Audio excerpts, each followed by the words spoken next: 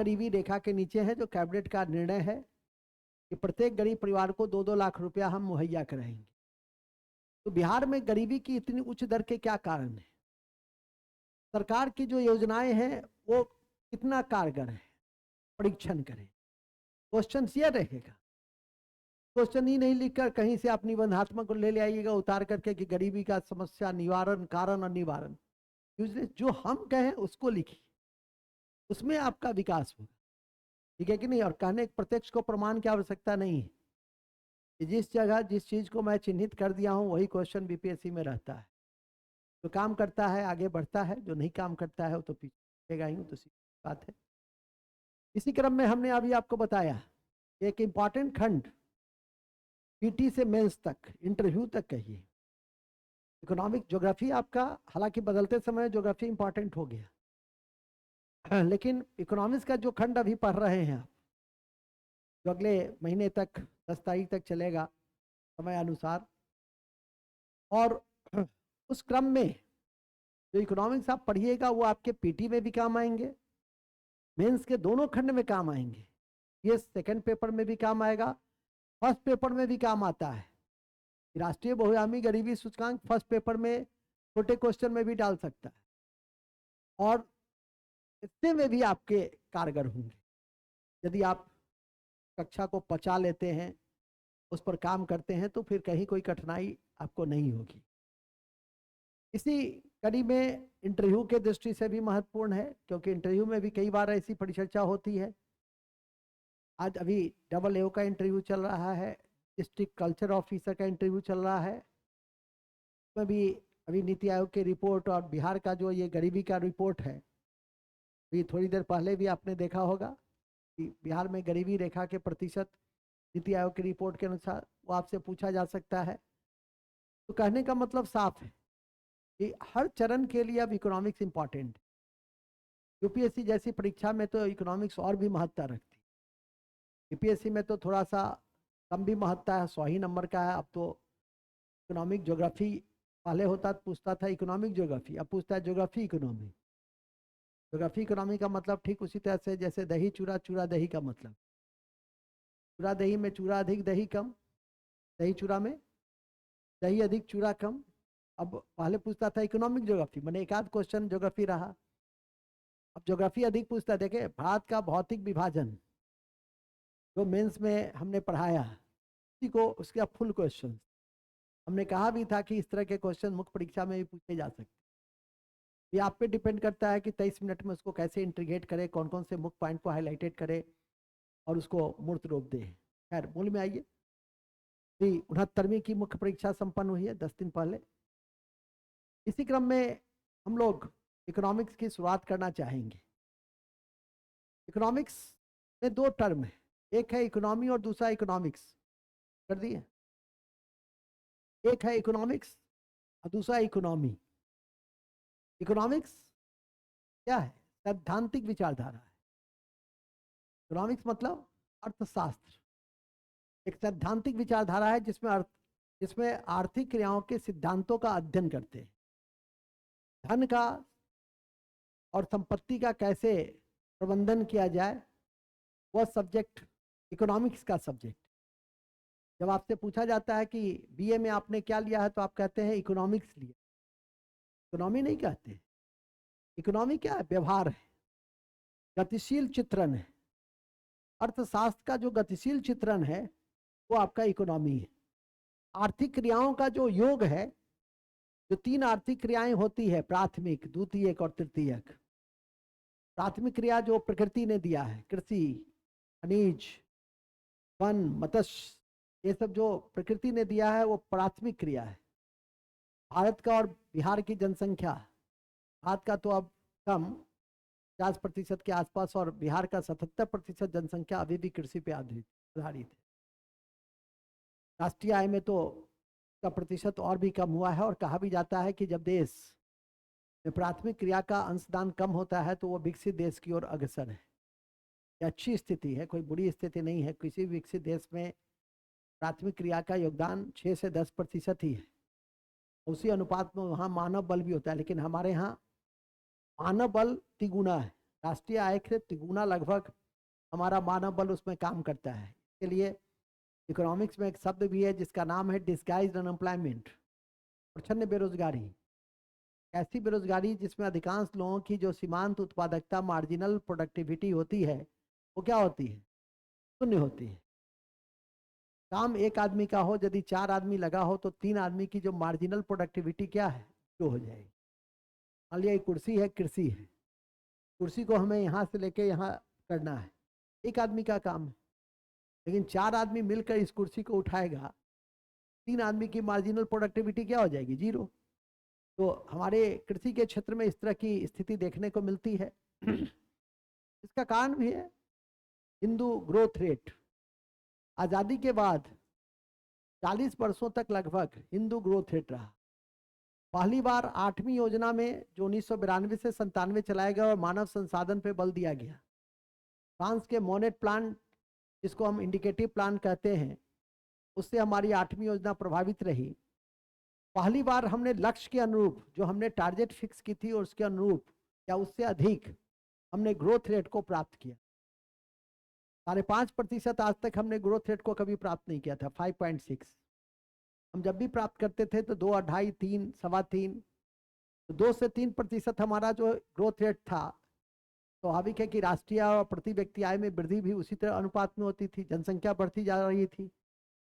जनसंख्या का लघु विभाजक वर्ष 1961 से 1971 ही है और 1971 से 1981 ही है, और जो महाविभाजक वर्ष था 1911 से 1921 रहा, जो ज्योग्राफी में आप लोगों ने पढ़ा भी है, ध्यान रखिएगा। जनसंख्या का एक पक्ष जो लाभांश के पक्ष है, मानव संसाधन के जो पक्ष है, वो पक्ष economics, BPSC economics, PT mains दोनों में इंपॉर्टेंट है।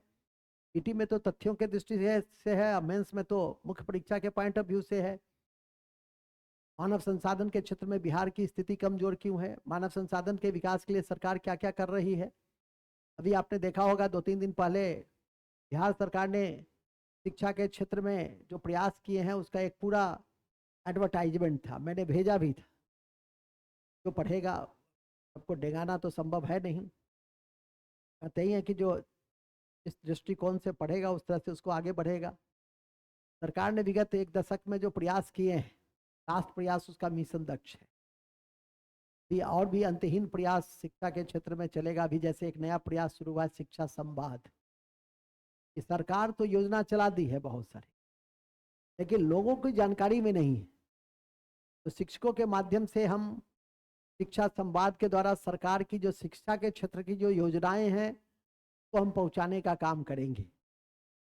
माननीय मुख्यमंत्री जी के नेतृत्व में जो विगत 18 सालों में शिक्षा के क्षेत्र में जो अभिनव प्रयोग किए गए हैं, विशेषकर महिला साक्षरता के क्षेत्र में जो विकास हुआ है, या शिक्षा में जो रोजगार के अवसर पैदा हुए हैं, ठीक है, शिक्षा का हमने एकीकरण नहीं किया, शिक्षा की गुणवत्ता पर हमने ध्यान नहीं दिया, लेकिन मात्रात्मक वृद्धि तो हुई। पहली बार विकासशील देशों में, विकासशील क्षेत्रों में हम मात्रात्मक वृद्धि पे ही बल देते हैं और तब फिर हम गुणवत्ता पे फोकस करते हैं।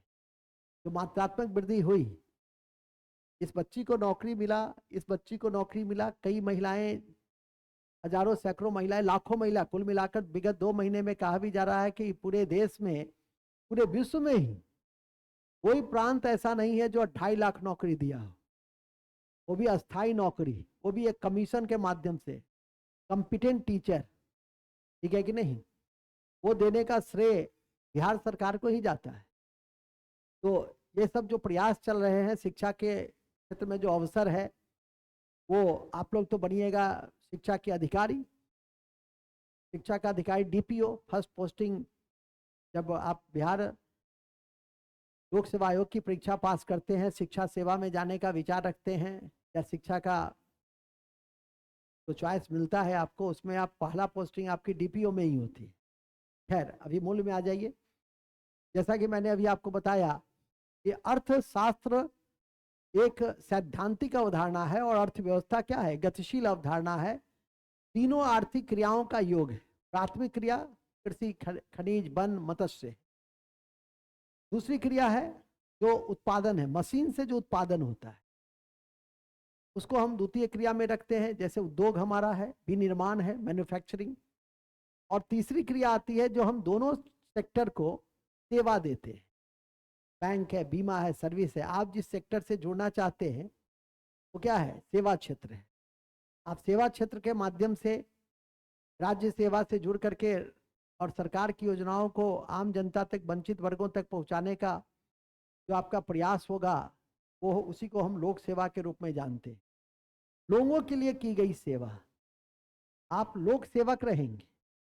कई बार साक्षात्कार में इस तरह के भी क्वेश्चन पूछे जाते हैं कि आप अधिकारी बनना पसंद करेंगे या लोक सेवक, सिविल सेवक या पब्लिक सर्वेंट। क्या तो बहुत खराब है आपको समय तो आप सिद्धांतों से, विचारधाराओं से भरपूर रहेंगे, कहेंगे सर मैं सिविल सेवक कहलाना पसंद। लेकिन जब कोई आम जनता आपको कह देगा कि तुम सरकार के नौकर तो हो सकता है उसका काम आप नहीं भी करिएगा। तमाम बाधाएं उत्पन्न कीजिएगा उसके कार्यों को करने में कि ये हमको सरकार का नौकर कर रहा है। उस समय आपको ह्यूमिलिएशन फील होगा, ठीक है कि नहीं? मेंटलिटी सबसे, हम तो कहते भी हैं कि हर पद का नाम चेंज कर देना चाहिए, अधिकारी का नाम भी चेंज रहना चाहिए। सब में लिख दे शिक्षा सेवक, कृषि सेवक, प्रशासनिक सेवक, पुलिस सेवक, मतलब उस भाव को ही समाप्त कर देना है जो फ्यूडलिज्म से जुड़ा हुआ विचारधारा।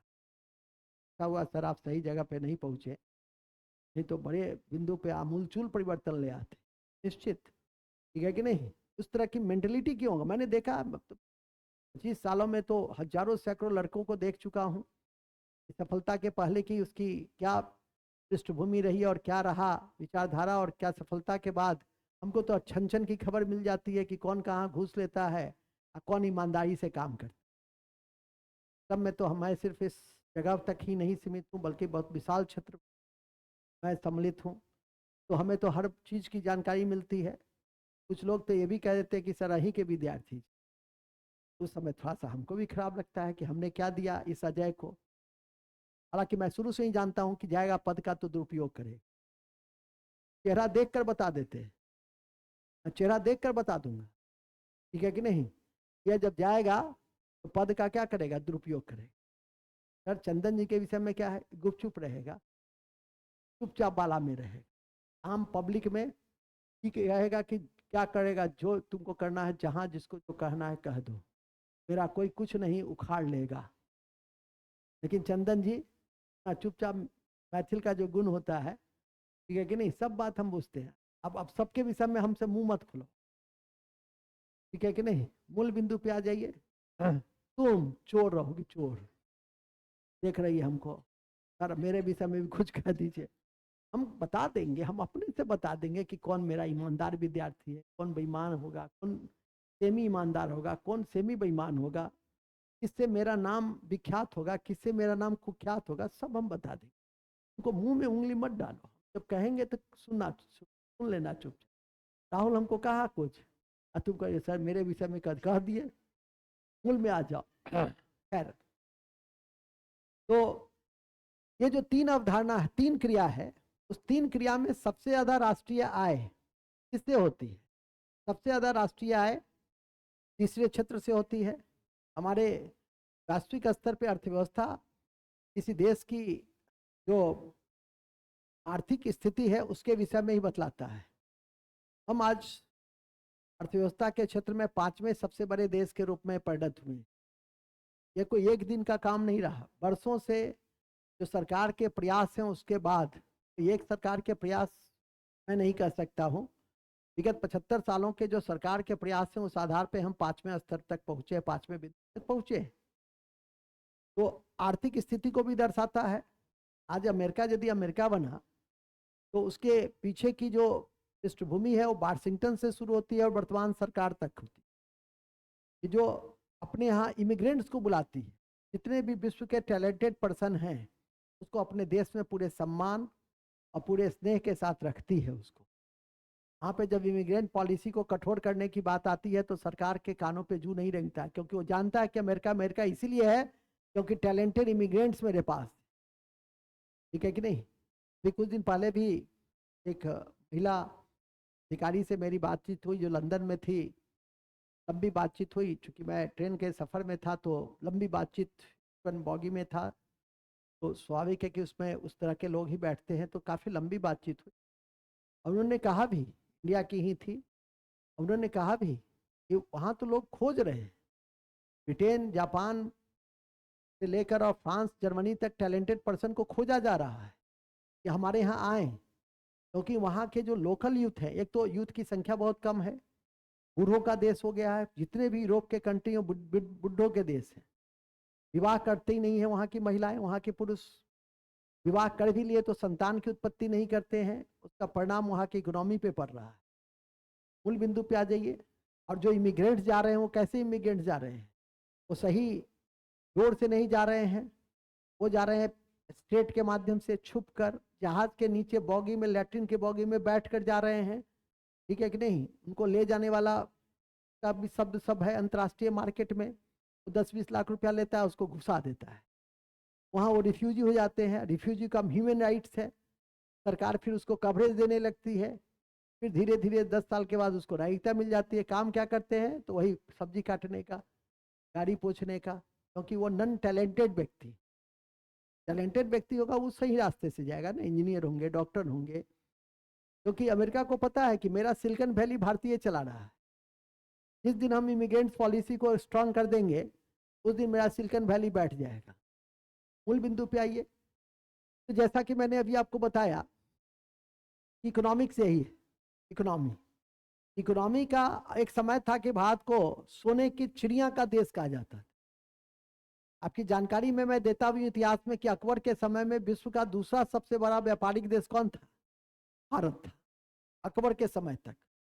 लेकिन धीरे धीरे जैसे जैसे हमारे देश में आक्रांता की जगह एक नया जो घुसपैठिया ब्रिटिशों के रूप में आया, उसने एक शब्द डेवलप किया, वो था कॉलोनियल सिस्टम, कॉलोनी बनाया।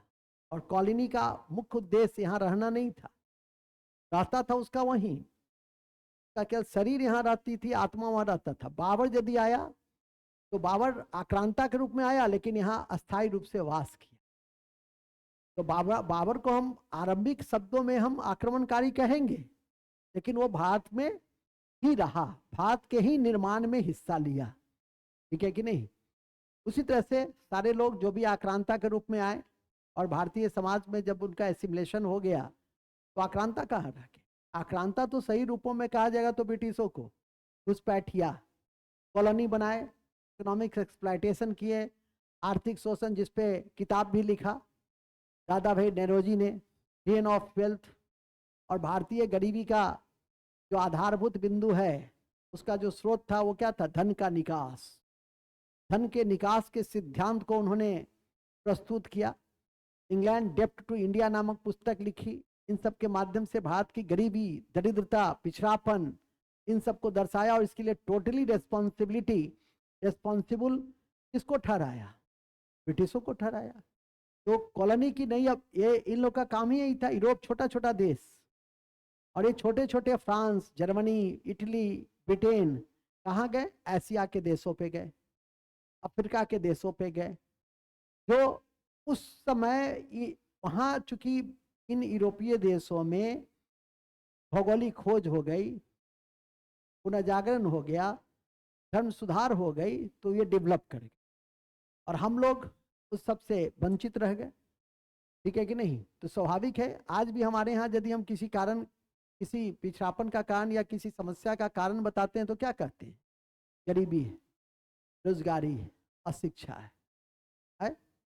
सरकार के आंकड़ों पे तो स्वाभाविक है कि विश्वास किया जा सकता है थोड़ा बहुत, लेकिन जब आप वास्तविक मूल्यांकन करेंगे तो स्थिति उससे कहीं अधिक दिखाई देती है। मूल में आइए। तो मूल यही है जो हमने अभी आपको बताया कि भारतीयों का जो अर्थव्यवस्था का वर्तमान स्वरूप है भारत का, उसको आपको देखना है।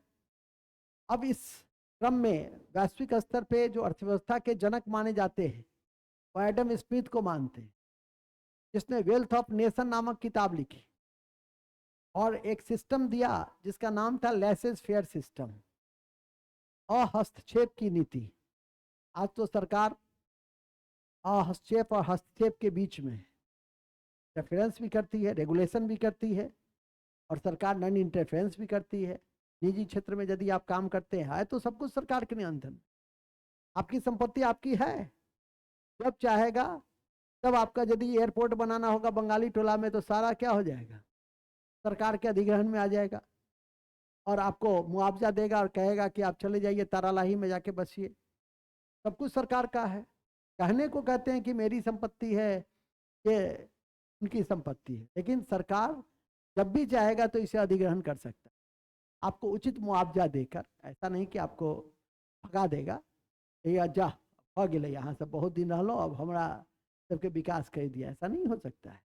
मूल में आइए तो इन चीजों को पहले देखेंगे, और इसके बाद अर्थव्यवस्था में क्या क्या पढ़ना है। 10 क्वेश्चन, 10 से 12 क्वेश्चन आते हैं। यदि आप विगत कई वर्षों के प्रश्न पत्र का मूल्यांकन करते होंगे तो इकोनॉमिक्स में पीटी पॉइंट ऑफ व्यू से 10 से 12 क्वेश्चन आते हैं, और मेंस पॉइंट ऑफ व्यू से 100 नंबर के क्वेश्चंस, 102, अब 2 आए कि 3 आए कि 1 आए, तो कुल मिला के लब्बो लुआब यही है, इकोनॉमिक्स एक इम्पॉर्टेंट बिंदु पे खड़ा है, महत्वपूर्ण बिंदु पे खड़ा है। किस किस अध्याय का अध्ययन करेंगे, अर्थव्यवस्था क्या है वहां से शुरू करेंगे, क्योंकि पहले ही मैंने कहा था कि अर्थव्यवस्था के बिल्कुल बेसिक्स है। ये इकोनॉमिक्स में एमए है, पीएचडी है, हमें इससे क्या लेना देना है कि हालांकि लगता कहीं से भी नहीं, तो हमें इससे क्या लेना देना है कि इकोनॉमिक्स में ये पीएचडी है कि क्या है। हम तो बिल्कुल शून्य से, कि जो सोशियोलॉजी ऑनर्स भी है, जो मैथिली ऑनर्स भी है, जो फिजिक्स ऑनर्स है, उसको ध्यान में रखते हुए मैं बिल्कुल शुरू से अर्थव्यवस्था क्या है वहां से मैं आरंभ करना चाहूँगा। अर्थव्यवस्था का रूप, अर्थव्यवस्था का प्रकार, विकास वृद्धि, विकास के रूप, विकास वृद्धि में अंतर, और वहां से होते हुए राष्ट्रीय आय की अवधारणा, गरीबी, बेरोजगारी, उद्योग, कृषि, राष्ट्रीय वित्तीय संस्था, अंतर्राष्ट्रीय वित्तीय संस्था, भुगतान संतुलन, विदेशी व्यापार, बजट और कर व्यवस्था, राज्य और केंद्र दोनों का, और यहाँ के बाद फिर अन्य छोटे छोटे बिंदु और छोटे छोटे अध्याय, जिसमें मुद्रास्फीति से लेकर जनसंख्या लाभांश से लेकर छोटे छोटे कई अध्याय आते हैं। उन सबको मैं आप तक पहुंचाने का प्रयास करूंगा। तो आरंभ करते हैं। सबसे पहले तो यही लिखेंगे कि अर्थव्यवस्था की रणनीति, अर्थव्यवस्था की रणनीति।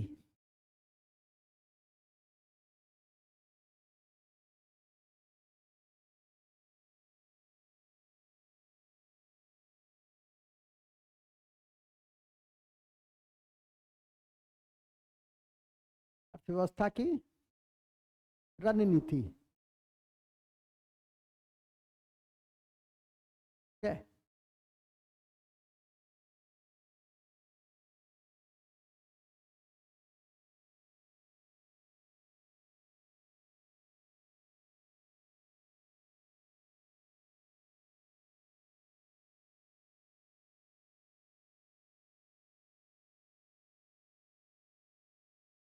तो उसको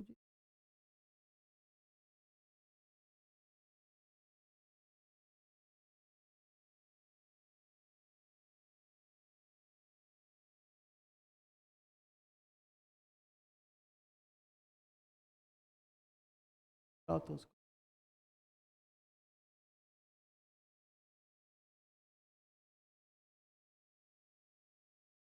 चलिए, अर्थव्यवस्था की रणनीति।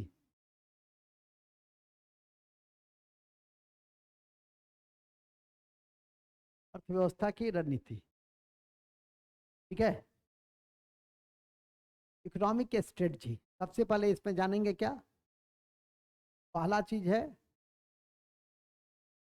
अर्थशास्त्र, और दूसरा है अर्थव्यवस्था।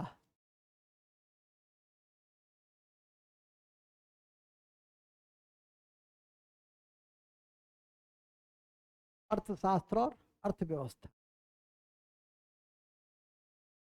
ठीक है। और याद रखिए, अर्थव्यवस्था की रणनीति में यदि देखिए, ये तो 2 शब्द का भी डिटेल वर्णन करेंगे तो ध्यान रखिए। होता है स्टैटिक पार्ट, स्टैटिक पार्ट, एक होता है मोबाइल पार्ट। स्टैटिक पार्ट की संख्या कम हो गई है। यूपीएससी का क्वेश्चन देखिएगा तो स्टैटिक पार्ट की संख्या क्या हो गई, कम हो गई। मोबाइल पार्ट की संख्या मोबाइल पार्ट का मतलब जो मोबाइल में है, दिख रही है, इसमें है। क्या मतलब हुआ इसका? जो, हाँ, जो daily daily development program planning, ठीक है, छोड़ दो, ठीक हो गया। बैठे रहो, लेकिन आवाज दे तो आ जाना तुरंत। जाओ जाओ, स्नान करो, जाओ, बहुत दिन हो गया। हाँ, ठीक है। आप लोग जानते हैं कि स्नान नहीं कीजिए तो ज्यादा ठंडा, तो स्नान जरूर कर लिया। तब मेरी ओर क्यों देख रहे हैं? हम तो रोज स्नान कर रहे हैं। मैं स्वयं रोज स्नान, वो गुड मॉर्निंग कक्षा में मैं स्नान करके ही लेता हूँ। आपको बालों से लगता भी होगा, यदि सो के मैं लेता तो बाल क्या होता, संकुचित रहता, ठीक है कि नहीं? अब ये प्रियदर्शी जी का तो बाल पता ही नहीं चलेगा कि नहाया है कि नहीं नहाया। फिर चलिए मूल में आइए। तो ये मोबाइल पार्ट बड़ा इंपॉर्टेंट है। अभी जैसे मैं बताया मिशन दक्ष, ये भी इकोनॉमिक्स बता रहे थे ना, मिशन दक्ष। अभी मैं बता रहा था आपको, ठीक है कि नहीं?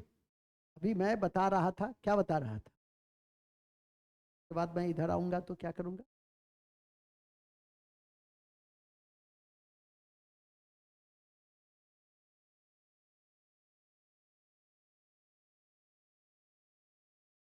हाँ, अभी मैं बता रहा था आपको कि देश में 41% की आबादी अब भी घर नहीं है, और बिहार में सबसे ज्यादा क्या, 26.59% लोग अभी भी गरीब है। और जातीय सर्वे के अनुसार 92 लाख परिवार गरीबी रेखा के नीचे हैं, जिसको सरकार ने 2 लाख रुपया देने का, 2-2 लाख रुपया देने का फैसला किया। आशा है समझ गए होंगे।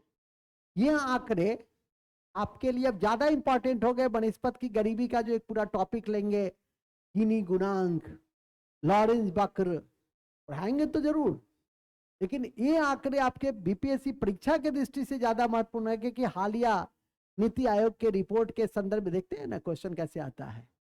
जैसे आपका ज्योग्राफी का लगातार टेस्ट हुआ है, एक फाइनल टेस्ट बाकी है, अदरवाइज सारे टेस्ट आपके ज्योग्राफी के क्या हो गए? आप लोग में महान विद्यार्थी लोग हैं, ठीक है कि नहीं, कि जो एक दिन देते हैं दूसरा दिन नहीं देते हैं, ठीक है कि नहीं? मैं कमेंट नहीं कर रहा हूं, ये आपकी अगंभीरता को मैं दिखा रहा हूं, ठीक है कि नहीं? कि आप जब नहीं देंगे तो फिर उसका कोई लाभ नहीं। तब तो वही एक डिग्री कोर्स की तरह आपके पास एक डिग्री रहेगी कि मैंने 1 साल पीटी की तैयारी की। जब तक आप बैठ के नहीं बनाएंगे, पिछला टेस्ट का चंदन जी रिजल्ट दिए हमको, आज सब रिजल्ट हमको चाहिए, ठीक है कि नहीं? कि आज मेरी कक्षा 6-7 बजे तक है, कामत से लेंगे, सबका हम लेंगे, ठीक है कि नहीं? मूल बिंदु पे आ जाइए। हाँ, तो जैसा कि मैंने अभी आपको बताया कि ये आपके लिए क्या हो गया, ये ज्यादा इंपॉर्टेंट हो गया।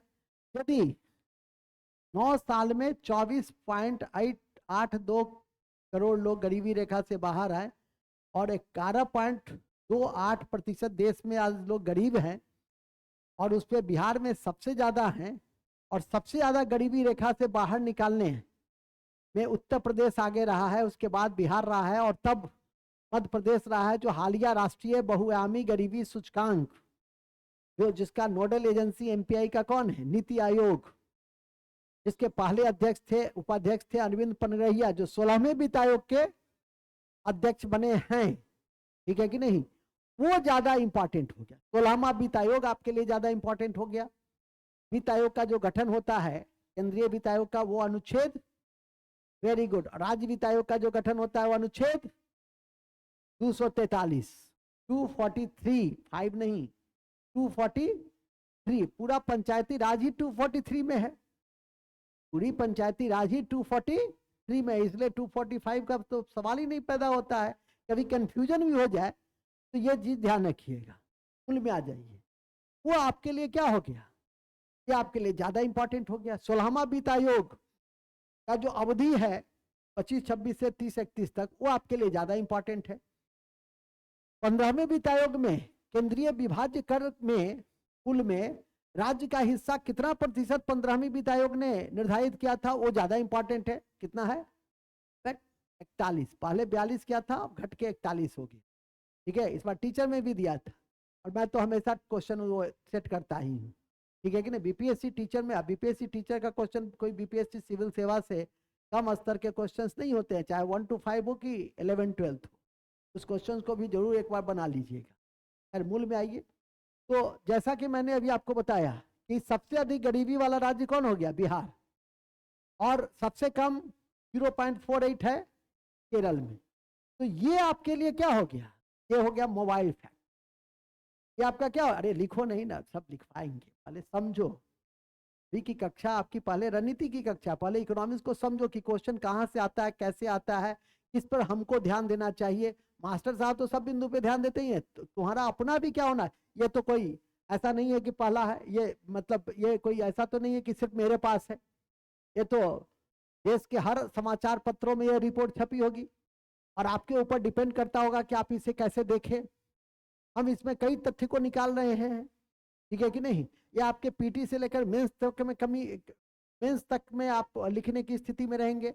और इसी क्रम में नीति आयोग की जो बहुआयामी गरीबी सूचकांक है, जो 12 इंडिकेटर है और 3 आयाम है, तो 3 आयाम कौन से? बताओ जी, दोनों में से कोई। हेतल, और ये तीसरी देवी कहाँ गई? तब कभी भी तीनों देवी एक साथ नहीं। और कौन है ध्रुवा में? कोई नहीं है। तनु, बताओ। देखने को अजय बाबू बताइए।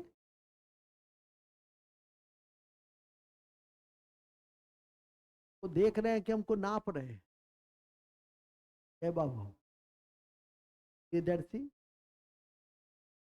जो पूछे हैं वो बताओ, क्या पूछे हैं? क्या पूछे हैं जी? 3 आयाम कौन से? चंदन मिश्रा चाहिए। तरम मिश्रा नहीं, प्रसाद है। अरे यार छोड़ो। शंकर कुमार झा,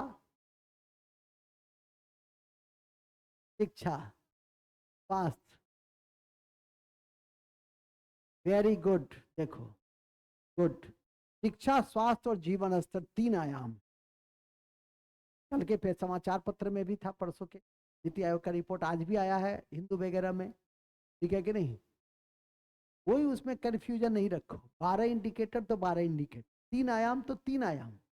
कौन से 3 आयाम? शिक्षा, स्वास्थ्य और जीवन स्तर, ठीक है कि नहीं। तो स्वाभाविक है चंदन जी आप भी उसी में से हैं। चलिए थोड़ा सा क्या अब नहीं गंभीरता रखिए तो क्या रखिए, इन सब में कोई कंफ्यूजन होना ही नहीं चाहिए। बैठिए, चलिए ठीक है। हाँ तो अभी देखो, ये आपको दे देगा सत्य पर विचार करो कि 9 साल में बिहार ने 3.77 करोड़ लोग गरीबी रेखा से बाहर निकले। सत्य है, सत्य। फिर पूछेगा बिहार में गरीबी सबसे कम है 24.32, गलत है। कितना है? तो 26.59। यही रहेगा। कहिएगा बहुत भारी है क्वेश्चन सर। एक एक चीजों पर एकदम जो लिखा दे, जो बता दे, जो समझा दे, वो आपके एकदम जेहन में रहनी चाहिए। नहीं रखिएगा तो अपने समझिएगा, कोई दूसरा क्या कर सकते, ठीक है कि नहीं। नहीं कीजिएगा तो हम क्या कर सकते, तो बताओ। बच्चे तो हो नहीं कि डंडा चलाएंगे। ये तो अपनी कॉन्सियसनेस होनी चाहिए कि ऐसे बिंदु को एकदम एक एक चीजों को कंठाग्र कर लेना है हमें, ठीक है कि नहीं। चलिए खैर, इसमें कोई इकोनॉमिक्स है भी नहीं, ये तो सामान्य है चीज। इकोनॉमिक्स जब रहेगा तब ना, अभी तो इकोनॉमिक्स है ही नहीं। तो इस तरह के तथ्य अब आपकी परीक्षा में क्या हो गए? महत्वपूर्ण हो गए। इसको कहते हैं मोबाइल पार्ट, ठीक है। बजट अभी आएगा, केंद्र सरकार की बजट, सर्वे और बजट के मूल बिंदु। उससे भी ज्यादा महत्वपूर्ण है बिहार सरकार का बजट और सर्वे। पहले सर्वे आता है तब बजट आता है, उसके मूलभूत बिंदु वो आपके लिए कहीं ज्यादा महत्वपूर्ण, ठीक है कि नहीं। 5 क्वेश्चन, 4 से 5 क्वेश्चन तो उसी से, केंद्र राज्य सरकार के सर्वे और बजट और केंद्र सरकार के सर्वे और बजट, उसमें 3 क्वेश्चन करीब आपको बिहार सरकार के जो सर्वे और बजट है उससे जुड़ा होता है। 1-2 क्वेश्चन आपका वहां से रहता है। और शेष में ये सारा मोबिलिटी पार्ट, मोबाइल पार्ट जो है 1-2 और 3-4 क्वेश्चन जो बेसिक्स आपका स्टैटिक है वो आपसे पूछा जाए। ठीक है कि नहीं? तो यदि देखिए तो कुल मिला के 4 दिन की कक्षा भी इकोनॉमिक्स में कर लेते हैं, मतलब मेरी एक कक्षा ही काफी है 7 घंटे। ठीक है कि नहीं? उतनी ही कक्षा काफी है, लेकिन फिर भी इतने से काम नहीं होता है, क्योंकि मेंस भी देना है, एस्से भी लिखना है। सारी बातों को पढ़ करके, समझ करके, जान करके जाइएगा तो आपके लिए ज़्यादा अच्छा। इसी क्रम में हमने अभी आपको बताया कि स्ट्रेटजिकल पॉइंट ऑफ व्यू से स्टैटिक भी और मोबाइल भी है। और सबसे पहले तो इस चीज को जानिए एकदम शुरू से, अर्थशास्त्र क्या है, अर्थव्यवस्था क्या है। देखिए अर्थशास्त्र, अब लिखिए अर्थशास्त्र। अर्थशास्त्र, अर्थशास्त्र लिखिए।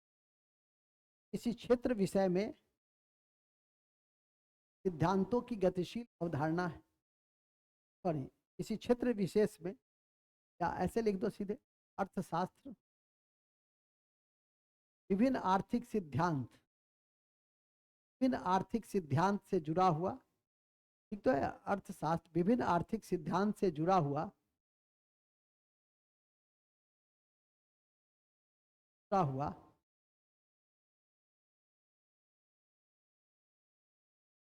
जुड़ा हुआ विषय है जो जुड़ा हुआ विषय है जो धन और संसाधन का, जो धन और संसाधन का प्रबंधन करता है, जो धन और संसाधन का प्रबंधन करता है।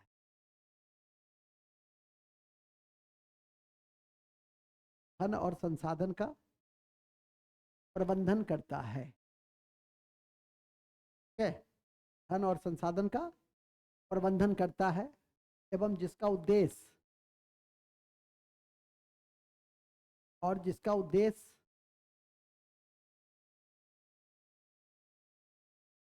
कल्याणकारी राज्य की अवधारणा में विकास, स्थिरता, का उद्देश्य कल्याणकारी राज्य की अवधारणा का विकास और स्थिरता करना।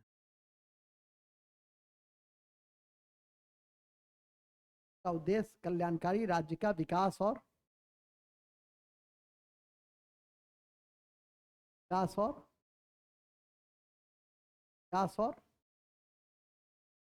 एवं स्थिरता करना,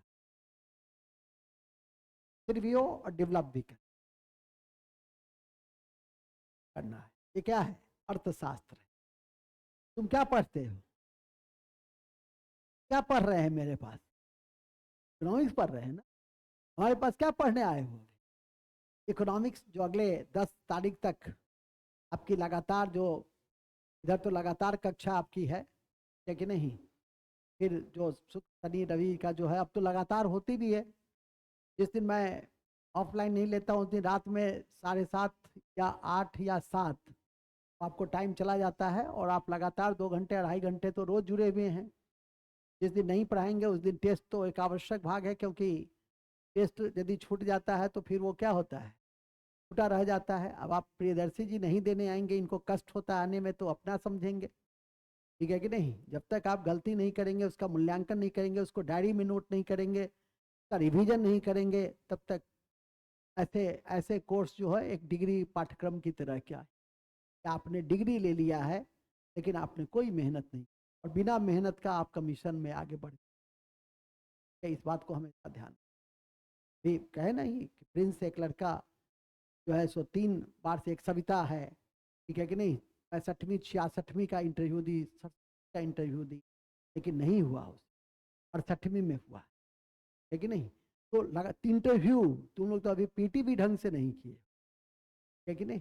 तो जब तक उस तरह लगातार आदमी को काम करते रहना पड़ता है, उसमें तो सविता और प्रिंस वगैरह है वो सब तो काफ़ी नज़दीक से, एक रीमा है वो सब तो काफ़ी नज़दीक से जुड़ी हुई है, लगातार प्रयास और उसके अवसाद के क्षण को भी बर्दाश्त किया हूँ कि सर अब नहीं होगा हमसे, ठीक है कि नहीं? अरे नहीं क्यों होगा, एक अवसर चाहिए, ठीक है?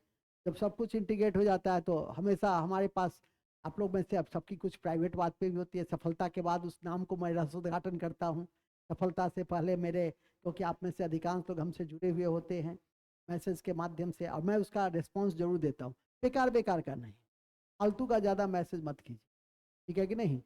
ये नहीं, मैं कहता भी हूँ कि चिंता नहीं चिंतन कीजिए, होगा सर मेरा, होगा नहीं होगा, हमसे पूछोगे तो कहेंगे नहीं होगा। ये जब ही सोच लिए कि मेरा होगा तो नहीं होगा, ये क्यों सोचते कि मेरा होगा, और ये कहो कि सर मेरा ही होगा। अब ऐसा भी नहीं कि मेरा ही होगा पढ़िए नहीं रहे, तो दोनों चीज है, पढ़ते हुए आपकी चयन निश्चित होगी, क्योंकि एक भी ऐसा लड़का नहीं है या लड़कियां जिसको मैं देखा हूं उस स्तर पे गई और असफल रहा, एक भी। ठीक है, किसी को एक बार भी मिल जाए, 4 बार भी मिलता है, लेकिन सफल जरूर रहा है, ठीक है।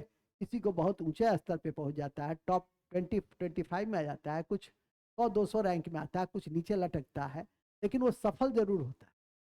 कुल में आ जाइए। खैर, जैसा कि मैंने अभी आपको बताया, परीक्षा के दृष्टि से ये सब महत्वपूर्ण बिंदु में है, और ये सब भी आपके आसपास के जो छात्र, आपके बैच के छात्र या जो भी सम्मिलित छात्र होते हैं, तो उनसे भी आदमी, आपको कभी कई बार फिल्म देखकर भी, मनोज जी की फिल्म को देखकर भी आपको प्रेरणा मिलता होगा, ठीक है।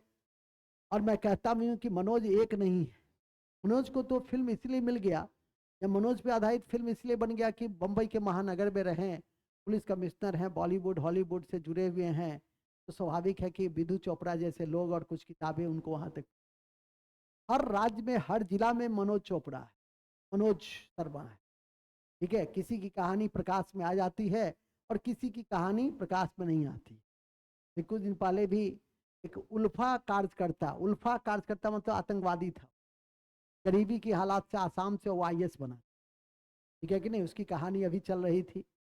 तो हर का अलग अलग संघर्ष, अलग अलग उसके रूप होते, ठीक है कि नहीं। कोई सब्जी बेचता है, कोई छोला बेचता है, कोई गलत पथ पे चला जाता है, और फिर उसको जब राह मिलती है तो फिर वहां तक पहुंच, ठीक है कि नहीं। एक से एक लोग मिलेंगे इस कमीशन की दुनिया में, एक से एक लोग मिलेंगे, संघर्षशील प्राणी मिलेंगे। मूल में आ जाइए। जैसा कि मैंने अभी आपको बताया कि ये आपके अर्थशास्त्र के संदर्भ में है, और इसी इकोनॉमिक्स का जो जनक थे वो कौन थे, एडम स्मिथ थे। तो लिखेंगे, उल्लेखनीय है कि अर्थशास्त्र के जनक एडम स्मिथ थे।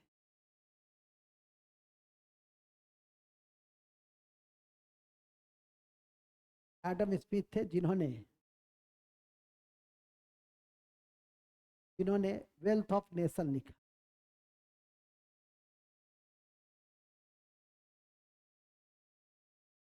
जिन्होंने वेल्थ ऑफ नेशन लिखा, और लेसेस फेयर, और लेसेस फेयर, और लेसेस फेयर, लेसेज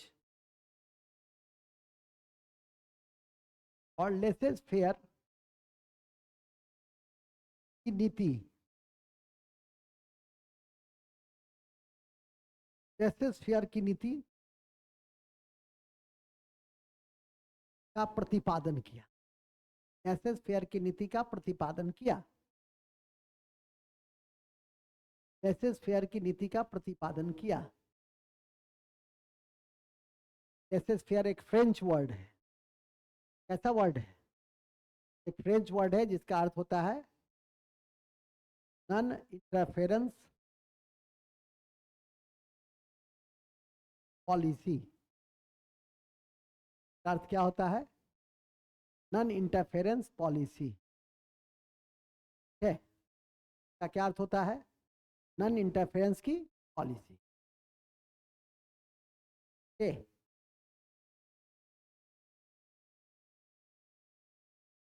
यद्यपि ध्यान रखिए, भारतीय अर्थशास्त्र के जनक कौटिल्य को माना है। अर्थशास्त्र के जनक किसको कहते हैं, देखेंगे, भारतीय अर्थशास्त्र के जनक कौटिल्य को माना जाता है। ये अर्थशास्त्र के जनक कौटिल्य को माना जाता है।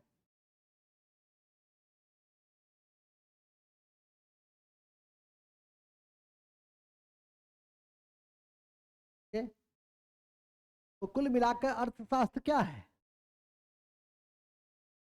अर्थशास्त्र एक सैद्धांतिक विचारधारा। अर्थशास्त्र क्या है, एक सैद्धांतिक विचारधारा। क्या पढ़ने आते हैं? नहीं, क्या पढ़ने आते हैं? उसमें अर्थव्यवस्था पढ़ते, तो एक गतिशील अवधारणा है, तो एक भौतिक स्थिति को दर्शाता है। कहते हैं ना, इसकी इकोनॉमी सर बड़ी अच्छी है, मेरी इकोनॉमी सर खराब है। तो ये कभी कहते हैं इसकी इकोनॉमिक्स अच्छी है, हाँ विषय की बात होगी तो कहिएगा इसकी इकोनॉमिक्स अच्छी है, मेरी इकोनॉमिक्स सब्जेक्ट के दृष्टि से खराब। लेकिन हम जब इकोनॉमी की बात करते हैं तो उसके आर्थिक पक्ष की बात करते हैं, आर्थिक हालात की बातें करते हैं। हमने 2-4 नाम बताया कि गरीबी में पला उच्च बिंदु तक पहुंचा, तो क्या बताया? उसका अर्थशास्त्र बताए कि उसकी अर्थव्यवस्था बताए, अर्थव्यवस्था को बतलाया मैंने। चलिए खैर, तो जैसा कि मैंने अभी आपको बताया कि एक सैद्धांतिक विचारधारा, और जिसमें हम किस चीज का करते हैं, धन और संसाधनों का प्रबंधन करते हैं, और जिसका उद्देश्य क्या है? भौतिक कल्याण में अभिवृद्धि और विकास, स्थिरता, कि कांस्टेंट भी रहे और डेवलपमेंट भी रहे। ऐसा नहीं कि वो डिग्रेड कर जाए, वो डिजेनरेट कर जाए, वो डिक्लाइन हो जाए। हमेशा कोशिश रहेगी कम से कम आगे नहीं बढ़ पाए तो कांस्टेंट में भी रहे, ठीक है कि नहीं? कोरोना में क्या हुआ? नीचे चला गया, निगेटिव विकास दर हो गया। एग्रीकल्चर सेक्टर को छोड़कर तो सारा सेक्टर क्या रहा? निगेटिव हो गया। सिर्फ एग्रीकल्चर सेक्टर ही ऐसा था जो पॉजिटिव था, क्योंकि उसको रोका नहीं जा सकता था। नेहरू के वो शब्द, everything can wait but agriculture can not, ठीक है कि नहीं? सब कुछ प्रतीक्षा कर सकता है, कृषि प्रतीक्षा नहीं कर सकता। आज यदि भारत ताकतवर है, आज यदि भारत ये कहता है कि हम अच्छे रूपों में विदेश नीति मेरी चल रही है, तो उसके पीछे की जो इकोनॉमी और उसके पीछे का जो एग्रीकल्चर सेक्टर है, वो सबसे ज्यादा उसमें क्या है? प्रभावकारी भूमिका। क्योंकि हमने अपनी आबादी को भूख से मुक्त कर दिया है।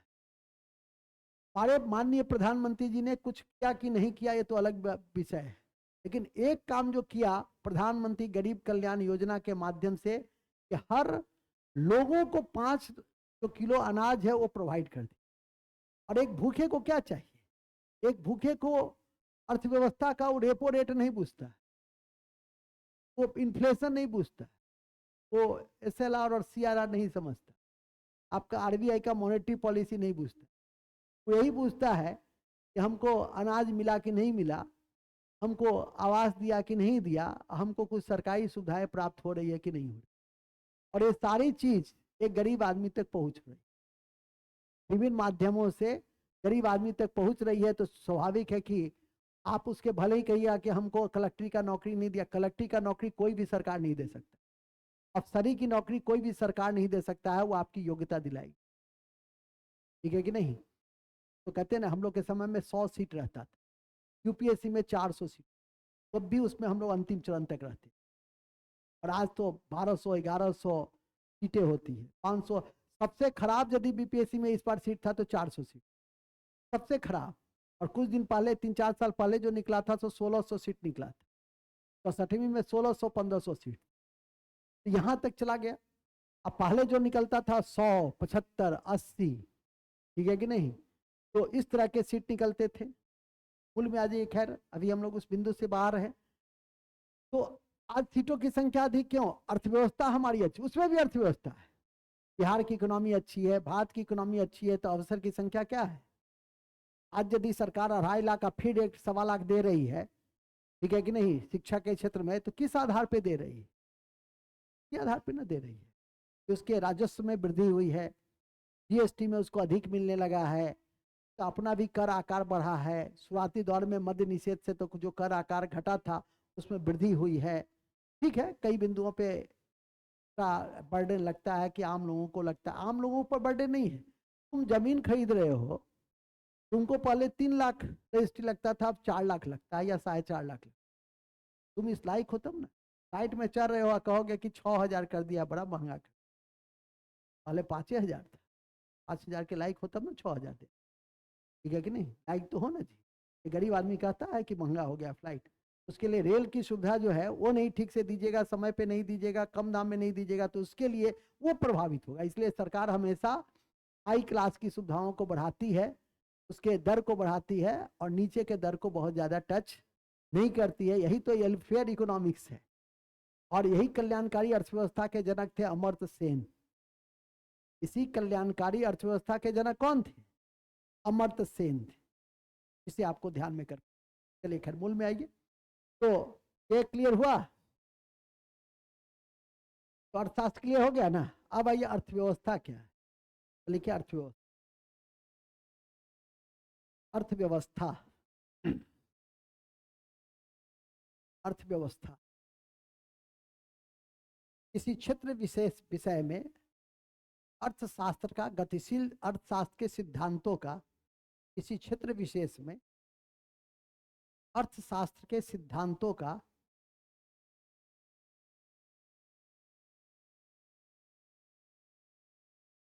अर्थशास्त्र के सिद्धांतों का गतिशील चित्रण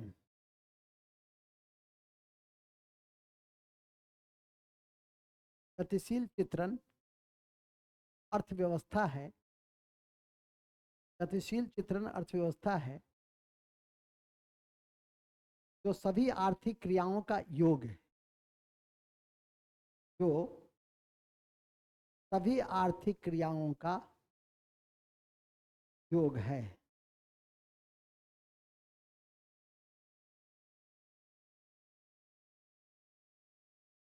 जो सभी आर्थिक क्रियाओं का योग है।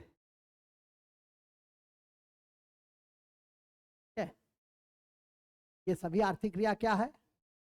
ये क्या है? अर्थव्यवस्था क्या है? एक लाइन में यदि समझो तो सभी आर्थिक क्रियाओं का योग है। आर्थिक क्रियाओं का योग है। एक लाइन में यदि जानिए तो यही है ना, ठीक है कि नहीं? ये आर्थिक क्रिया कौन सी है? प्राथमिक। लिखेंगे नोट। 3 आर्थिक क्रिया है, अर्थव्यवस्था की 3 आर्थिक क्रिया है।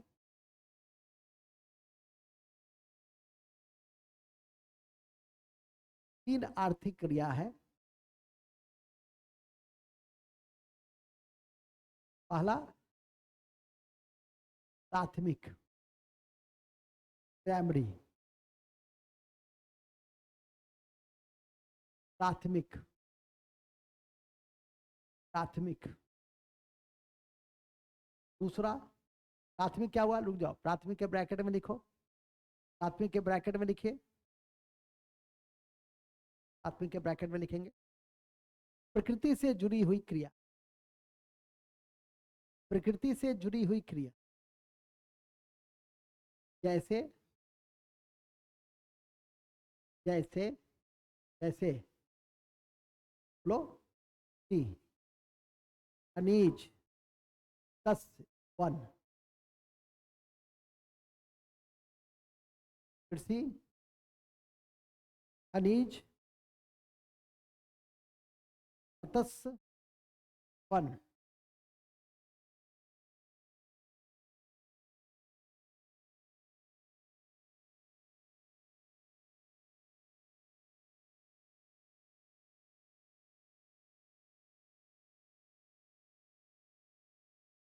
ठीक है,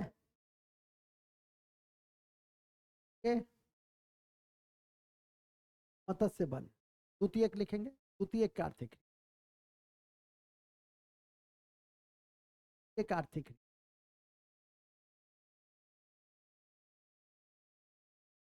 एक आर्थिक क्रिया में लिखेंगे क्या संबंध? मशीनी उत्पादन से। क्या संबंध? मशीन आधारित उत्पादन से। इसका संबंध मशीन आधारित उत्पादन से। मशीन आधारित उत्पादन से।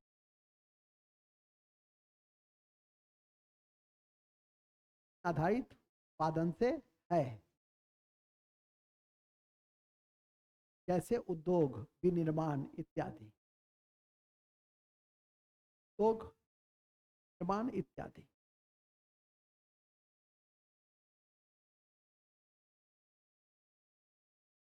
उद्योग, विनिर्माण इत्यादि।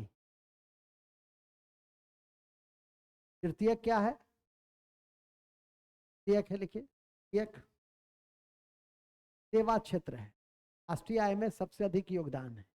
कितना है? अभी नहीं, कब लिखोगे?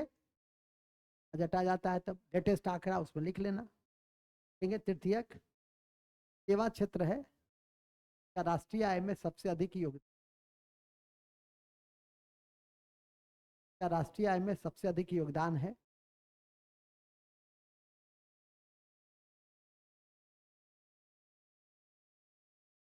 योगदान है नोट।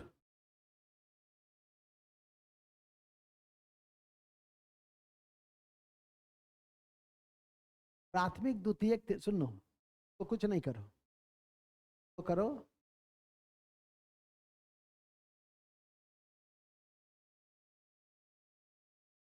चार्ट बना लो अभी।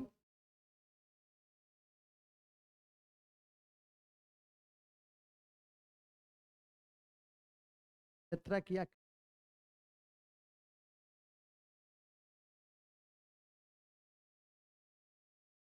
प्राथमिक सेकेंडरी टर्शियरी, ठीक है। पे लिखेंगे राष्ट्रीय आय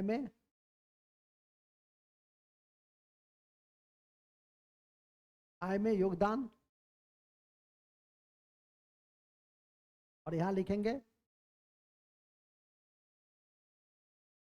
वृद्धि दर, ऊपर में लिख देंगे 2024-25 के बजट, ऊपर लिख देंगे 2023-24 के सर्वे एवं के आधार पर, के आधार पर, ठीक है।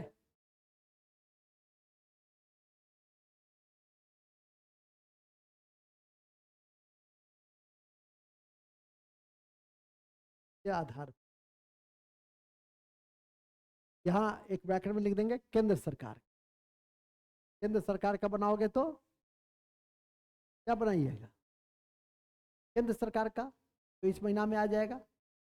दूसरा राज्य सरकार का, बिहार राज्य का भी तो होगा ना। तो यही चार्ट, ये चार्ट नंबर 1 बना के रख लीजिए, चार्ट नंबर 1, और इसी का चार्ट नंबर क्या, चार्ट नंबर 2। यहां से एक आध क्वेश्चन जब आएगा तो आप आराम से बना लीजिएगा, है। सर चार्ट कौन भरेगा सर, हम, क्योंकि सरदार मैंने आपका नमक खाया है, गधे के गधे रह जाओगे, कौन भरेगा आराम से। क्या प्रियदर्शी रहे थे, आएगा ही पेपर में, खूब बढ़िया से रहता है। तो हमको बहुत खुशी होगी, क्योंकि मुझे लगेगा कि नहीं अब तुम सेल्फ रिलायंस मतलब आत्मनिर्भर हो गए, मेरे भरोसे नहीं हो कि खोज रहे हो उसमें। अपने से देखोगे तो थोड़ा सा आईक्यू भी क्या होता है, डेवलप कर, ठीक है। तो दोनों चार्ट बना लेना, बिहार का तो बाद में आएगा, पहले फिर तो हम बजट पढ़ाएंगे ही तो उसमें बताएंगे, आप पूछेंगे समय जब हम पूछेंगे तो याद हुआ कि नहीं हुआ, ठीक है। तो ये लोग तो महात्मा गांधी की पक्की अनुयायी है, बुरा मत देखो, अब बुरा मत सुनो, अब बुरा मत कहो। ये लोग तो एक साथ तीनों अपना बंद कर लेती है, कान, आंख, नाक। उस समय न ये हमको देखती है, न मेरी बातों को सुनती है, न कुछ कहने का प्रयास। गांधी की इसमें से अधिकांश लोग पक्के अनुयायी है। चलिए खैर मूल में आ जाइए, क्लियर हो गया ना। अब आइए, ये हुआ अर्थशास्त्र और अर्थव्यवस्था क्या है। नोट में एक लाइन लिख देना कि राष्ट्रीय आय में, ये दोनों चार्ट बना लो ना, एक ही चार्ट बना अभी, दोनों बनाई, कहाँ बनाई देखे, सादा कागज पे लिखना था ना, तो ये घर पे जाकर सादा मेहनत कर, ठीक है। का चार्ट भी बना लेना, ठीक है, लिख लो। नोट, राष्ट्रीय आय में या राजकीय आय में राष्ट्रीय आय ऑब्लिक राजकीय आय में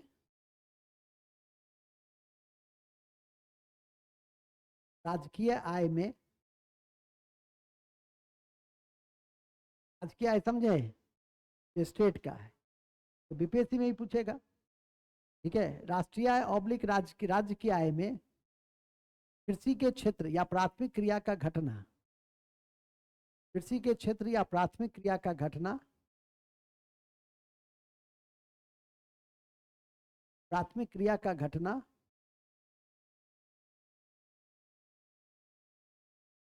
प्राथमिक क्रिया का घटना,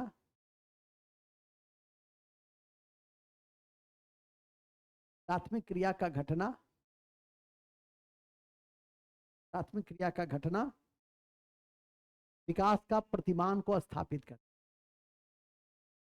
विकास के प्रतिमान को स्थापित कर, देश और राज्य विकसित दिशा में विकास के प्रतिमान को स्थापित करता है कि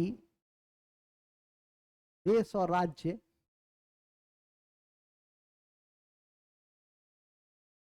देश और राज्य देश और राज्य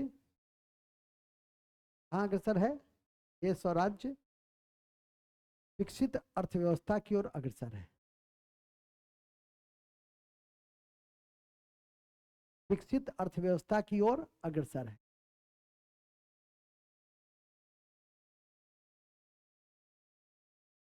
क्या है? विकसित अर्थव्यवस्था की ओर अग्रसर है।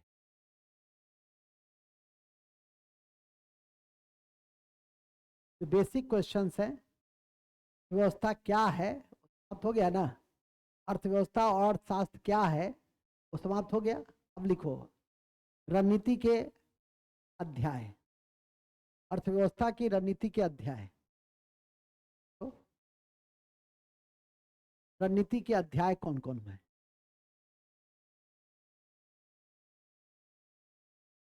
रणनीति के अध्याय ये तो हुआ अभी बेसिक दे रहे थे,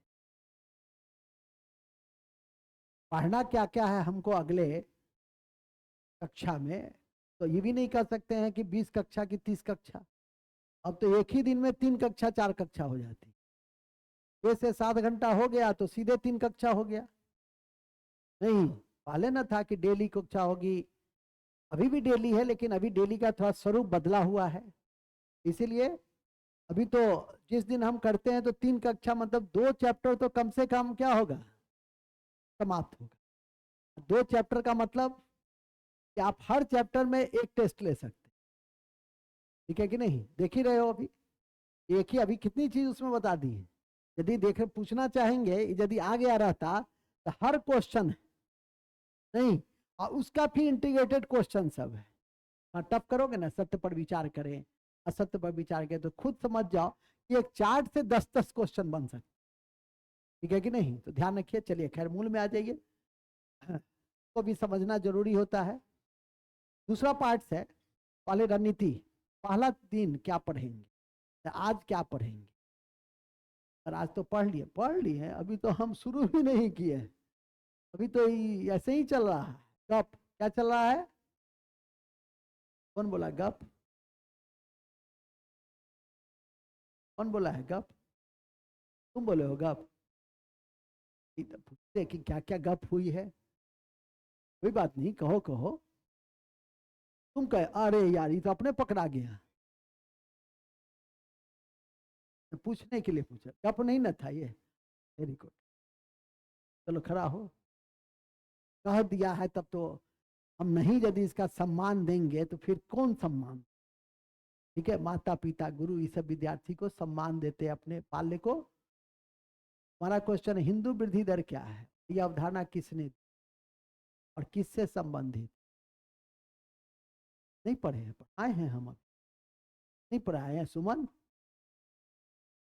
आँख क्यों नीचे कर लिया, उठो खड़ा हो, राहुल नाम तो सुना ही होगा, हमारा नहीं अपना नहीं, हिंदू वृद्धि दर की अवधारणा किसने दी थी और इसका संबंध किससे है, अब वो बहुत दिन पे आई है तो उससे पूछ ले। क्या नाम है तुम्हारा, कविता, क्या नाम है, कविता है ना, तो काजल, अरे सब एक ही है, का है ना लगा हुआ, चलो ठीक। हरी हो, बोलो बोलो। कौटिल्य थी। उठो जी, सीखो, उल्टी सुल्टी नहीं ना करोगी, तो पूछवाएंगे तुमसे। हरी हो, बोलो। हिंदू वृद्धि दर की अवधारणा किसने दिया, इसका संबंध किससे था? कौन कौन बता सकता है? 1 2 3 4, नहीं बताएगा जी पीछे? नीतीश कुमार। 5, 5 लोग बता। चलो इसी से पहले पूछ ले, जीडीपी से कौन दिया था ये अवधारणा? नहीं पता, आए थे ना, हाथ क्यों खड़ा कर? चलो जी, शंकर के बगल वाला, क्या नाम है तुम्हारा? रुपेश, हाँ हाँ, रुपेश जी बताइए। Very good. और राष्ट्रीय आय, जीडीपी, प्रति व्यक्ति आय, वेरी गुड। ऐसे सुना, हम अभी जो बता रहे थे कि 8वीं योजना में पहली बार हमारी बात को सिर्फ इस कान से सुन रहे थे, उस कान से निकाल रहे थे, ये नहीं बुझ रहे थे कितना महत्वपूर्ण बातें बताए। कहते हो पूछा जा सकता है, बैठो। तो बात नहीं कहा करो, हमको जब पूछने का मन होगा तो पूछ देंगे। मधुमक्खी को छेड़ा नहीं जाता है। चलो नेक्स्ट। सर इसमें, इस लाइन में कवि का आशय क्या है? मधुमक्खी को छेड़ा नहीं जा सकता, यहाँ मधुमक्खी कौन है? कौन पूछा है ये बात? कौन पूछा है? तुम पूछ रही हो, खड़ी हो, खड़ी हो। किसने कहा था अंग्रेजों को, ब्रिटिशों को, मधुमक्खी के समान है कि काटोगे, यदि इसको छेड़ोगे तो काट लेगा, और पालोगे तो मध देगा? ये बात किसने कहा था, किस शासक ने कहा? ये कहती है मधुमक्खी, कवि का आशय क्या है? ने कहा यानी बिरयानी तो होगा क्या? खा खाओगी तब ना समझ में।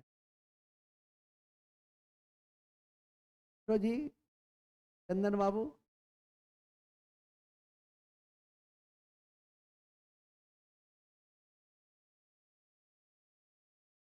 कौन कहा था? वही ना है, हमारे बगल वाला विद्यार्थी सानी जी, खड़े होइए। हमारे बाजू वाला शर्मा जी, आगे वाला वर्मा जी, जय बाबू। सर हम वर्मा नहीं, अरे भैया वर्मा शर्मा तो ऐसे ही कहते हैं। शर्मा रहा था तो शर्मा जी कहे उसको, कह रहा था तो सहनी कहे। बोलो। रन हिस्ट्री की क्लास लिए ना हम, पूरा कंप्लीट। किस दिन के इंतजार में हो? है ना जी? तो पिछला बार भी पढ़ा है, ऑफलाइन ऑनलाइन दोनों किया है, तब ये हाल है। बहुत बुरा, कोई गंभीरता नहीं। कि अब हम मिसलेनियस टेस्ट भी लेते हैं, तब भी वो हाल है। शंकर बाबू, एक रहा सा तो तुम ही हो, वर्दी खाने का, कि नहीं? कौन बताएगा? सिर्फ शंकर, शर्मा, हितेश, राजेश, यही सब 2 4 नाम। चंदन, आज चंदन भी चले गए, इसका तो बातें नहीं है। तो बैठ जाइए, थोड़ा याद करके आया कि, हाँ समझ में आ गई ना? प्रियदर्शी लिखो मत, सब है, सब लिखा हुआ है, सब कॉपी भेजे हुए हैं, पीडीएफ भेजे हुए हैं, वीडियो भेजे हुए हैं, सब किया हुआ है। करोगे नहीं उसको, बार बार रिवीजन नहीं करोगे तो कैसे होगा? एकदम एक एक शब्द बोले भी हैं और लिखाए भी है। वो तो पिछले साल भी बढ़िया से किया है, तब तो एकदम बोलना ही चाहिए था आपको। क्या अजय जी, कब बोलिएगा? तब पता है कि बीपीएससी पास कराता है मॉडर्न हिस्ट्री, क्योंकि 20 से 25 क्वेश्चन होते हैं, एक ही बार में छलांग लगा देगा ऊपर। ये सब तो 10 12 क्वेश्चन है, और एक छोटा सा 10 कक्षा, 20 से 25 क्वेश्चन। तब भी इतनी गंभीरता है, शर्म आनी चाहिए। चलिए खैर मूल में आइए। जैसा कि मैंने अभी आपको बताया कि पहला चैप्टर क्या होगा, आज क्या पढ़ाएंगे पहला चैप्टर ब्रेक के बाद, तो देखिए अर्थव्यवस्था का परिचय, स्वरूप, स्वरूप, प्रकार, प्रकार, कार, चित्रक, चित्रक, ये हुआ आज। बंद कर लो यार, ये होगा। और एक और लिख दो, अद्यतन स्थिति। अद्यतन स्थिति तो बजट के बाद। क्लियर? ये पार्ट कर लोगे तो एक क्वेश्चन कम से कम, अधिकतम 2 क्वेश्चन, ये स्टेगनेंट भी है और ये मोबाइल भी है। ये पार्ट क्या है, दोनों है। ठीक है, तो इस पर टिक लगाओ। कम से कम एक, अधिकतम 2, कम से कम एक, अधिकतम 2। आज इसको पहले खत्म करेंगे ब्रेक के बाद। दूसरा लिखो, दूसरा चैप्टर क्या है, राष्ट्रीय आय की अवधारणा। राष्ट्रीय आय की अवधारणा पहला चैप्टर का दूसरा चैप्टर है, डे 2। डे 2 मैंने, डे 2 का मतलब है क्लास 2। एक ही दिन में 3 दिन होगा ना। राष्ट्रीय आय की अवधारणा, कभी कभार ये जो हिंदू ग्रोथ रेट वगैरह कहे हैं का संबंध यहीं से, कभी कभार आ जाता है, नहीं आया कोई दिक्कत नहीं है, लेकिन बेस है। अर्थव्यवस्था को जानने के लिए राष्ट्रीय आय को, जीडीपी, जीएनपी, एनएनपी को नहीं जानोगे तो फिर राष्ट्रीय आय को जानोगे कैसे, कहाँ जानोगे? यही पार्ट है। तीसरा चैप्टर है योजना। योजना, योजना पर टिक लगाओ। 2 क्वेश्चन यहां से स्टैटिक फाइल लगा के आता ही है बीपीएस पर टिक लगाओ, टिक बढ़िया से टिक। रिवीजन करोगे तो किसका रिवीजन करोगे, हमेशा चैप्टर। इसके बाद होगा डे 4 गरीबी। डे 4 गरीबी एवं नीति आयोग की रिपोर्ट। समझ गए? समझे चंदन बाबू? तो हम आज ही बता दिए, आज ही मैं बता दिया, आज बता दिया तो उस दिन पूछेंगे बच्चे लोग। नीति आयोग का रिपोर्ट हम लोग पढ़ चुके हैं क्या नीतीश कुमार? पढ़ेंगे, पूछेंगे ना, तो बताना है अच्छे से। शंकर की तरह देखते हो, कॉन्फिडेंस रहता है, क्यों बताएगा? चंदन जी में है, लेकिन कभी कभी डोला देते हैं, हमको हिला देते हैं, कॉन्फिडेंस हिलने लगता है।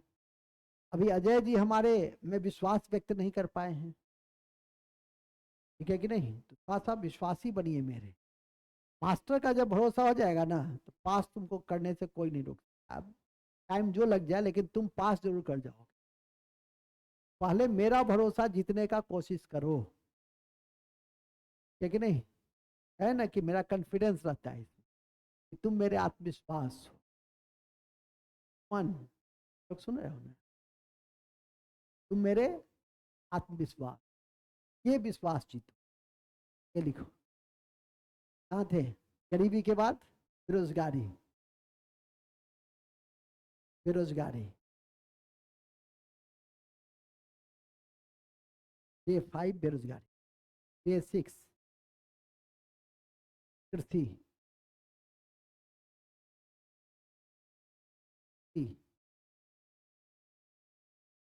डे 7 भोग, भोग, भोग,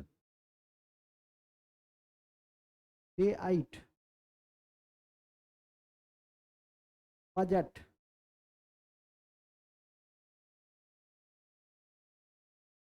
और कर व्यवस्था, और कर व्यवस्था, ठीक है। एवं एवं एवं केंद्र सरकार और राज्य सरकार की, केंद्र सरकार और राज्य सरकार की बजट,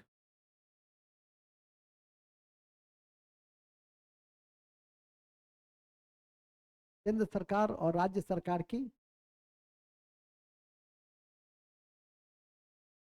ठीक है। नेक्स्ट याद है, मुद्रा, J9 मुद्रा और वित्तीय संस्थान, में बैंक, बीमा, शेयर बाजार सब आ जाए। मुद्रा और बैंकिंग संस्थान, वित्तीय संस्था, मुद्रा और वित्तीय संस्था। 10 अंतर्राष्ट्रीय वित्तीय संस्था,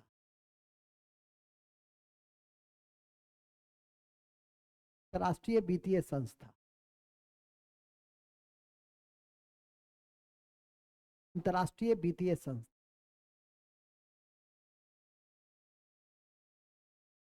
अंतर्राष्ट्रीय वित्तीय संस्था, ठीक है। J12, J10 हो गया। J11 भुगतान संतुलन और विदेश व्यापार,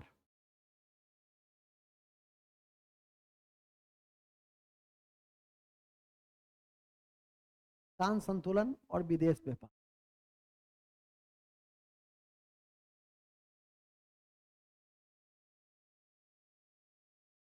है 12वां है ना, 13वां, 12वां। विविधा, रोज ऐसे भी चलेगा। विविधा, विविधा जैसे में लिखो, जैसे समावेशी विकास, सतत विकास,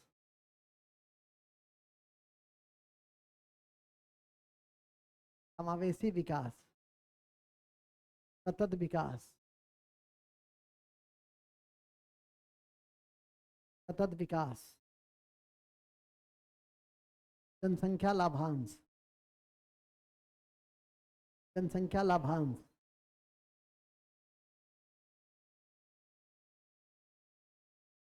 सरकार की नवीनतम योजना के स्वरूप, उसकी विशेषता, सरकार की नवीनतम योजना, उसकी विशेषता,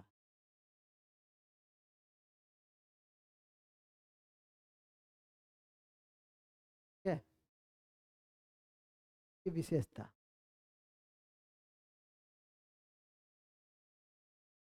के बाद नवीनतम योजना, उसकी विशेषता, राष्ट्रीय और राष्ट्रीय रिपोर्ट और सूचकांक, राष्ट्रीय और राष्ट्रीय रिपोर्ट और उसकी सूचकांक, सूचकांक,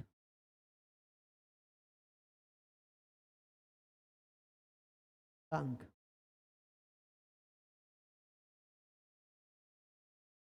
राष्ट्रीय राष्ट्रीय रिपोर्ट और उसकी अंक, एवं नवीनतम अवधारणा, नेक्स्ट में नवीनतम अवधारणा, नवीनतम पोर्टल और ऐप, नवीनतम पोर्टल और ऐप राज्य के विशेष संदर्भ में, राज्य के विशेष संदर्भ में,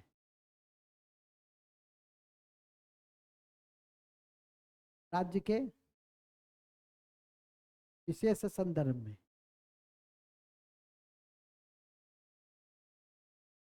राज्य के विशेष संदर्भ में,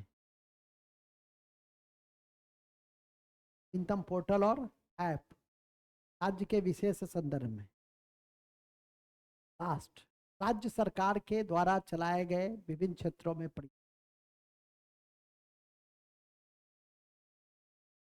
राज्य सरकार के द्वारा चलाए गए विभिन्न क्षेत्रों में प्रयास, सर्वे पे आधारित, सर्वे पे आधारित, सर्वे पे आधारित इकोनॉमिक सर्वे पे आधारित।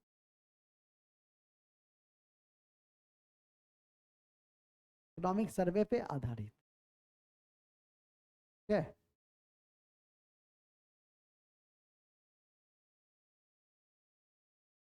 चौथा है, के बाद लिख देंगे क्वेश्चन बैंक का विश्लेषण। क्वेश्चन बैंक और उसका विश्लेषण, गए क्वेश्चन बैंक और यूपीएससी में पूछे गए क्वेश्चन बैंक और विश्लेषण कौन करेगा? समय समय पे कुछ हम भी कर देंगे, लेकिन ये पहल आपको करनी है। अब इतनी चीज आपको पढ़ना है, लास्ट टाइम का मेरे पास है, और जो जो अन्य बातों में लिखवाए थे PIL का था, ठीक है कि नहीं।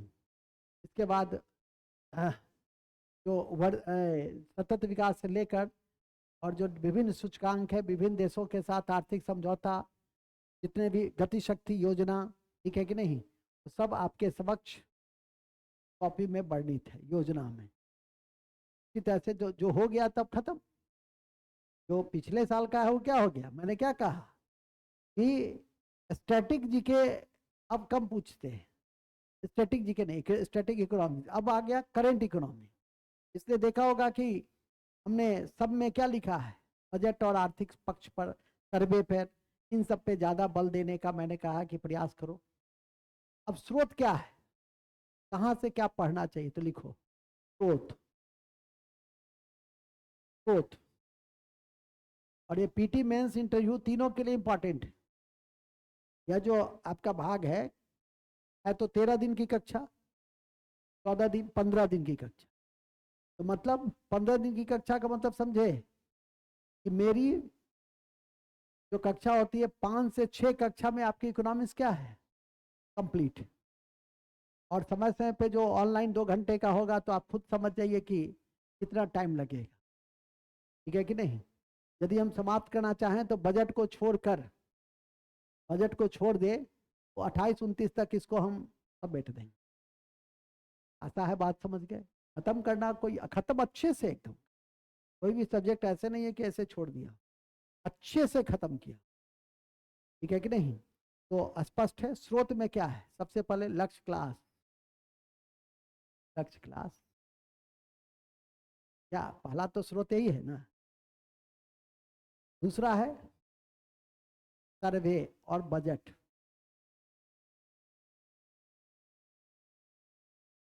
सर्वे और बजट।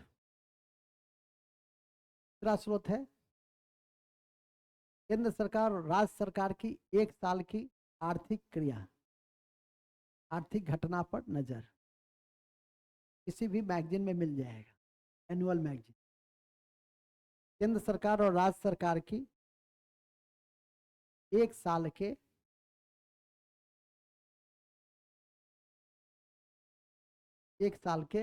आर्थिक क्रिया पर नजर।